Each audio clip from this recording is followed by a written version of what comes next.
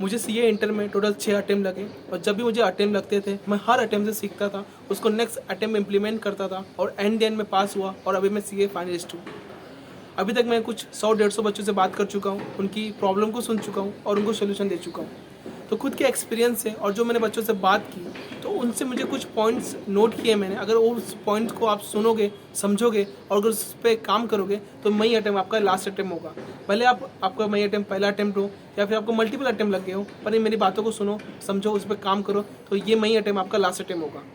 मुझे बहुत सारे क्वेश्चन आते थे कि मेरा, जैसे बच्चे पूछते हैं मुझसे कि मेरा पढ़ने में मन नहीं कर रहा है, ठीक है, मैं एक हफ्ते में पढ़ता तो हूँ पर उसका कुछ आउटपुट नहीं निकल रहा है। मैंने मान लो मैंने एक हफ्ता अकाउंट्स किया पर मुझे उस पर कॉन्फिडेंस नहीं आ रहा है। बेसिकली मुझे कॉन्फिडेंस नहीं आ रहा है कि एग्ज़ाम में मैं उसको सॉल्व कर पाऊँगा कि नहीं कर पाऊँगा। मुझे बहुत टाइम लग रहा है, मुझे एक ही सब्जेक्ट में बहुत ज़्यादा टाइम लग रहा है, मुझे एक क्वेश्चन में मुझे दिन बीत जा रहे हैं। ऐसे बहुत सारे क्वेश्चन मुझसे लोग पूछते हैं। बेसिकली ऐसा हो रहा है कि आउटपुट मेरा नहीं निकल पा रहा है, ठीक है। तो इसका मेन कॉज होता है कि प्लानिंग। कोई भी चीज़ को ना प्लानिंग के हिसाब से करनी चाहिए। पहली बात तो है कि आपकी प्लानिंग में गलती होती है। हमारी प्लानिंग में गलती क्या होती है, ठीक है, हमारी प्लानिंग जैसे कि आप अनरियलिस्टिक प्लान बनाते हो, आपको पता है ये चीज़ें अचीव नहीं होंगी, फिर भी आप उनको प्लानिंग में डाल देते हो। आप डाल देते हो कि एक हफ्ते के अंदर मुझे ये सब्जेक्ट खत्म करना है, जो कि इम्पॉसिबल है, आपको पता है आप नहीं कर सकते। जिसको 2 हफ्ता लगेगा उसको आप 1 हफ्ते में कवर करने का ट्राई करते हो, ठीक है। दूसरा, खुद से ज़्यादा एक्सपेक्टेशन लगाना। जब आप खुद से ज़्यादा मतलब प्लानिंग आप सोचते हो कि मैं एक दिन में ये भी कर लूँगा, मैं अब एक प्रैक्टिकल सब्जेक्ट एक थ्योरी सब्जेक्ट ये दोनों कर लूँगा एक दिन में, आपको पता है कि आप इन्हें नहीं कर सकते हो, फिर भी आप अपने प्लानिंग में खुद से ज़्यादा एक्सपेक्टेशन लगाते हो, ठीक है। तीसरी चीज़ ये कि आप ज़्यादा से ज़्यादा एक दिन में कवर करते हो ट्राई करने का। मतलब एक दिन में आपने सोच लिया कि मैं ये भी कवर कर लूँगा, मैं ये क्वेश्चन भी कर लूँगा, मैं ये भी कर लूँगा, मैं एक दिन में 10-12 क्वेश्चन कर लूँगा, एक दिन में 3-4 चैप्टर कर लूँगा। तो जब आप क्वांटिटी ज़्यादा करने का ट्राई करते हो ना, तो आप क्वालिटी में कॉम्प्रोमाइज़ कर देते हो। आप क्वांटिटी से सोचते हो कि मैं ये भी कवर कर लूँगा, वो भी कवर कर लूँगा, पर उसमें फिर क्वालिटी कॉम्प्रोमाइज़ हो जाती है। फिर जब आप एक हफ्ता हो जाता है तो आपको लगता है मेरा कुछ पढ़ाई नहीं हुआ। तो मेन दिक्कत यहाँ है प्लानिंग में। आपको प्लानिंग अच्छी बनानी पड़ेगी। और प्लानिंग कैसे बनाई जाती है, हम प्लानिंग अच्छे कैसे कर सकते हैं, ठीक है। इसके लिए कोई भी मैं आपको पॉइंट्स बताने वाला हूँ कि देखो, जब भी आप प्लानिंग करते हो, कोई भी सब्जेक्ट की प्लानिंग कर रहे हो, आइदर ये प्रैक्टिकल सब्जेक्ट हो, थ्योरी सब्जेक्ट हो, तो आपको क्या क्या चीज़ें आपको ध्यान में रखनी है। सबसे पहली बात, सपोज कि आप अकाउंट्स की प्लानिंग कर रहे हो, तो सबसे पहले आपको अकाउंट्स का पेपर पैटर्न पता होना चाहिए।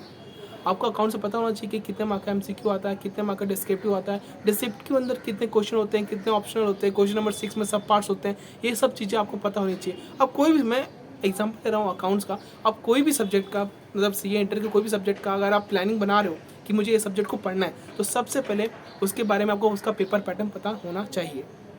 दूसरी बात ये कि जब भी कोई सब्जेक्ट का आप प्लानिंग बना रहे हो, तो उस सब्जेक्ट के इम्पॉर्टेंट चैप्टर जो आपको मैक्सिमम मार्क्स देंगे वो आपको पता होने चाहिए। वो आपको कैसे पता चलेगा, आईसीआई का वेटेज देखो कि आईसीआई ने वेटेज देता है कि कौन से चैप्टर कितने मार्क्स के आते हैं, ठीक है। आप पीवाईक्यूज पेपर देखो तो आपको समझ में आएगा कि कौन से इंपॉर्टेंट टॉपिक्स हैं, इंपॉर्टेंट चैप्टर्स हैं जो आपको मैक्सिमम मार्क्स देंगे। तीसरी बात ये, कौन से ईजी टॉपिक्स हैं जो आपको अच्छे मार्क्स देंगे। ये जो इंपॉर्टेंट टॉपिक आपने निकाला उसके अंदर कौन से ईजी टॉपिक्स हैं जो आपको मैक्सिमम मार्क्स देंगे, ठीक है। ये आप पास्ट ईयर क्वेश्चन से भी पता कर सकते हो और यूट्यूब पे भी बहुत लोग बताते हैं कि भाई ये इजी चैप्टर है और ये मैक्सिमम मार्क्स देंगे। चौथी बात ये, आप करंट ईयर के एमटीपीज देखो। जब करंट ईयर के एमटीपीज देखोगे ना, तो आपको समझ में आएगा कि ये एमसीक्यू में क्या पूछ रहे हैं, ये डिस्क्रिप्टिव में क्या पूछ रहे हैं। क्योंकि आपको पता रहना चाहिए कि मैं जो क्वेश्चन पढ़ रहा हूँ वो एमसीक्यू में आ सकता है कि डिस्क्रिप्टिव में आ सकता है, और आपको एक आइडिया आ जाएगा कि हाँ, आपको पता चल जाएगी अकाउंट्स में एमसीक्यू में कौन से टॉपिक पूछे जा रहे हैं, डिस्क्रिप्टिव में कौन से टॉपिक पूछे जा रहा है। ये करंट ईयर की जो एमटीपी आएगी ना, उसको आप देखो, उसको समझो कि भाई कौन कौन से चैप्टर से क्या क्या पूछे जा रहे हैं। देखो, ये सब 4 चीज़ें जब आपके दिमाग में क्लियर रहती है ना, तो आपको एक रास्ता दिखता है। अब आप प्लानिंग बनाओगे ना, तो आपके प्लानिंग में ऐसा रहेगा कि इंपॉर्टेंट टॉपिक को पहले करना है, ठीक है। अब आपकी प्लानिंग में क्या रहेगा कि इंपॉर्टेंट टॉपिक मुझे पहले करना है और उसके क्वेश्चन मुझे ज़्यादा सॉल्व करना है, और जो टॉपिक इंपॉर्टेंट नहीं है उसके क्वेश्चन कम भी करूँगा तो भी मुझे चल जाएगा। अब आपको पता है कि कौन से टॉपिक मुझे पहले करना है, कौन से टॉपिक मुझे बाद में करना है।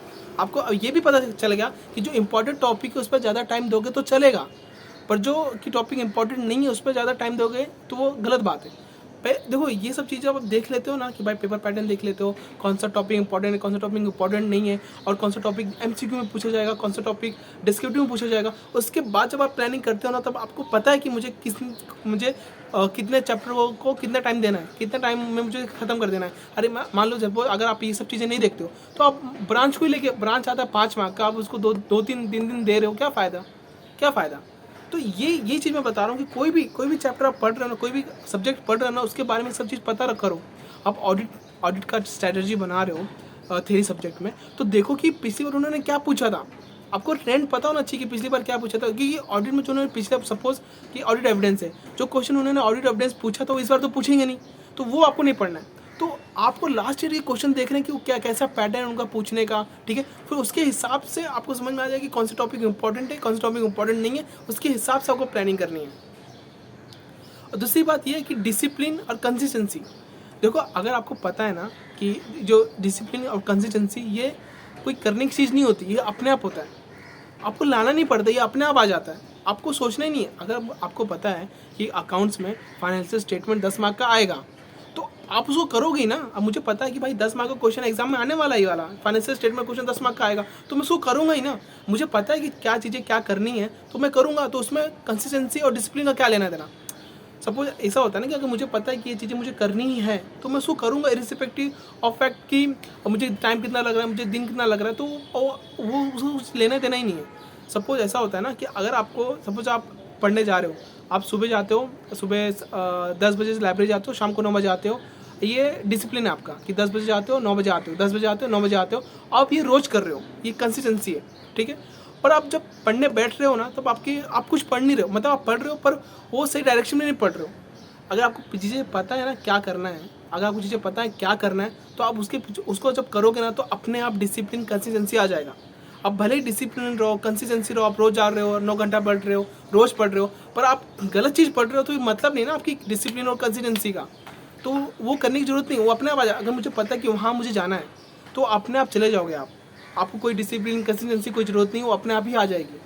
देखो कैसा होता है कि प्लानिंग अच्छी होगी, आपको पता है कि भाई ये इंपॉर्टेंट टॉपिक है, इसको करूँगा मुझे मार्क्स मिलेगा। जब वो पूरा कंप्लीट होगा तो कॉन्फिडेंस आएगा तो पढ़ने का मन करेगा, और कंसिस्टेंसी और डिसिप्लिन अपने आप बिल्ड हो जाएगा। कि जैसे जैसे चीज़ें होने लग जाती है ना, तो वैसे वैसे लगता है हमारे चलो मेरे इंपॉर्टेंट टॉपिक हो गया, इंपॉर्टेंट टॉपिक था मैंने ज़्यादा क्वेश्चन प्रैक्टिस किए, और लेस इंपॉर्टेंट टॉपिक था मैंने कम क्वेश्चन प्रैक्टिस किए, तो यह क्वेश्चन आएगा तो मेरा एग्जाम में बन जाएगा, कॉन्फिडेंस आ गया। और जैसे जैसे काम होने लग जाता है तो और करने का मन करता है, तो अपने आप डिसिप्लिन भी आ जाता है, अपने आप कंसिस्टेंसी भी आ जाती है। आपने प्लानिंग गलत की, आपको पता ही नहीं कि मुझे पढ़ना क्या है, आप ब्रांच को ही 2 दिन दे दिए हो, फिर आपको समझ में आता है यार ये 5 मार्क का आएगा और उसमें मुझे 2 दिन लग गया, फिर कॉन्फिडेंस जाता है, कॉन्फिडेंस चला जाता है, फिर उसके बाद पढ़ने का मन नहीं करता। फिर ये इंटरलिंक है, सब इंटरलिंक है, प्लानिंग के साथ सब इंटरलिंक है। प्लानिंग इज लाइक ए नींव ऑफ अ बिल्डिंग। अगर नींव अच्छी है, अगर प्लानिंग अच्छी की, आपको पता है मुझे कहाँ जाना है, क्या पढ़ना है, क्या क्वेश्चन पढ़ना है, उसको कितना टाइम लगेगा, तो अपने आप कंसिस्टेंसी, अपने आप डिसिप्लिन बन जाता है। फॉर एन एग्जाम्पल, अगर मैंने आपको कील ठोकने को दी, आप रोज़ भाई कील ठोकने को दी, आप रोज़ आ रहे हो, 7 से 9 आ रहे हो, ठीक है, रोज़ 8 घंटा आप मेहनत कर रहे हो, कील ठोक रहे हो, कील ठुकी नहीं रही है, क्योंकि दीवार लोखंड की है। तो दीवार लोखंड की दीवार रहेगी तो कितना भी कील ठोक लो नहीं ठुकेगी, आपको दीवार चेंज करनी पड़ेगी, आपको लकड़ी की दीवार में कील ठोकेंगी, ठीक, कील ठोके तब ठुकेगी ना वहाँ पे। ये तो लोखंड की दीवार में आप कितना भी कील ठोकते रहो नहीं ठुकने वाली। तो वही चीज़ है, आपका डायरेक्शन सही रहेगा ना, तब आपका जो काम होगा वो अच्छा होगा। तो डायरेक्शन सही रखो कि मुझे करना क्या है, वही आपको नहीं पता है। आपका अकाउंट्स में करना क्या यही नहीं पता, आपको ऑडिट पढ़ना क्या आपको यही नहीं पता, आप फालतू चीज़ में टाइम वेस्ट कर रहे हो। आप 9 घंटा पढ़ रहे हो, 9 घंटा हार्डवर्क कर रहे हो, पर हार्डवर्क एक सही डायरेक्शन में होनी चाहिए। अब जो चीज़ का वेल्टेज 5 मार्क का वेट है, 3 या 4 मार्क का, अगर उसमें आप दे रहे हो 8 घंटा 9 घंटा, तो क्या मतलब है। यही होता है ना कि मतलब स्मार्ट स्टडी क्या होता है, स्मार्ट स्टडी होता है कि hard work in right direction is called smart study. ये मेरी डेफिनेशन है कि अगर आप देखो स्मार्ट स्टडी मतलब ये होता है कि आप सही जगह हार्ड वर्क कर रहे हो, तब आपका रिजल्ट निकलता है, और ये हर जगह अप्लीकेबल होता है, और ये इंटरलिंक है। मैंने आपको बताया प्लानिंग अच्छी होगी, अगर आपको पता है क्या चीज़ें कैसे करनी है, तो प्लानिंग अच्छी होगी, टास्क कंप्लीट होंगे, टास्क कंप्लीट होगा तो कॉन्फिडेंस आएगा, कॉन्फिडेंस आएगा तो पढ़ाई करने का मन करेगा। अगर प्लानिंग अच्छी नहीं होगी, टास्क कंप्लीट नहीं होंगे, टास्क कंप्लीट नहीं होगा तो कॉन्फिडेंस नहीं आएगा, कॉन्फिडेंस नहीं आएगा तो पढ़ने का मन नहीं करेगा। और मैंने आपको बताया कि प्लानिंग कैसे डिसाइड करनी है। प्लानिंग डिसाइड करने के 4 पॉइंट मैंने आपको बताया कि पहले तो आप पेपर पैटर्न समझो, इंपॉर्टेंट टॉपिक समझो, उसमें भी इजी टॉपिक देखो, और आपको ये पता होना चाहिए कि कौन से टॉपिक डिस्क्रिप्टिव में आ सकते हैं, कौन से टॉपिक एमसीक्यू में आ सकते हैं। जो लास्ट बार आया वो इस बार नहीं आएगा। और थियरी में जितना हो सके उतना आपको क्वेश्चन प्रैक्टिस करना है। Question practice in the sense कि केस स्टडी रीड कर रहे हैं, पहले थियरी सब्जेक्ट में ना आपके कंसेप्ट अच्छे होने चाहिए, वो करना ही पड़ेगा आपको। और उनके क्वेश्चन जितने भी केस स्टडी क्वेश्चन ट्राई करो मैक्स टू मैक्स पढ़ने का। तो प्लानिंग आपकी अच्छी होनी चाहिए, आपको पता होना चाहिए कि कितने अकाउंट्स के अंदर जितने चैप्टर हैं, तो कौन सा चैप्टर मुझे पहले करना है, कौन सा मुझे लास्ट में करना है, किसको मुझे कितना टाइम देना है। वो कैसे मालूम पड़ेगा आपको? वो मालूम पड़ेगा कि एग्जाम में पूछे जा रहा है कि नहीं जा रहा है। ये स्मार्ट स्टडी होती है। ये सब चीज़ें हम ध्यान नहीं देते, हम बस अंधों की तरह 8-9 घंटा बैठ के आप पढ़ रहे हो, पर क्या पढ़ रहे हो आपको भी नहीं पता। और जब 1 हफ्ता हो जाता है, जब 3-4 दिन हो जाता है, 5-6 दिन हो जाता है, तो आपको लगता है मेरी कुछ पढ़ाई नहीं हो रही, क्योंकि आपकी प्लानिंग ही बेकार है। आप छोटी छोटी बातों में बताऊँ आपको, ये इतना नहीं सोचते हैं, पर मैं आपको बात बता दूँ, प्लानिंग बहुत मैटर करती है। अब प्लानिंग फोकस करो, अगर प्लानिंग अच्छी होगी ना तो ये अटेम्प्ट आपका पक्का निकल जाएगा। बिलीव मी, प्लानिंग में फोकस करो। क्या क्या चीज़ें इंपॉर्टेंट है, क्या क्या चीज़ें लेस इंपॉर्टेंट है, यूट्यूब पे आप खुद भी देख सकते हो और फिर खुद भी एनालाइज कर सकते हो। बहुत लोग बताते हैं, उनका वीडियो भी देख सकते हो कि भाई क्या क्या आया था, क्या क्या नहीं आया था, क्या क्या चांसेस आने का। वो अगर आपको पता रहेगा, उसके बेस से पढ़ाई करोगे, बिलीव मी आपकी पढ़ाई बहुत अच्छी होगी। तो ऐसे जुड़े रहो, पढ़ते रहो और खुश रहो, और कमेंट करो अगर आपको वीडियो मेरी अच्छी लगती है, क्योंकि जब आप कमेंट करते हो वीडियो पे तो मुझे एक मोटिवेशन मिलता है कि हाँ मैं आपके लिए और वीडियो बनाऊँ और टाइम निकाल के और क्वेश्चन का क्वेरी का आंसर करूँ। ठीक है, तो आप जो भी डाउट है आप इस पर क्वेश्चन करो, कमेंट करो, वीडियो कैसे लगी मुझे ज़रूर बताना। और कोई भी आपका डाउट हो please free to ask me. Okay, तो पढ़ते रहो, खुश रहो, बी हैप्पी।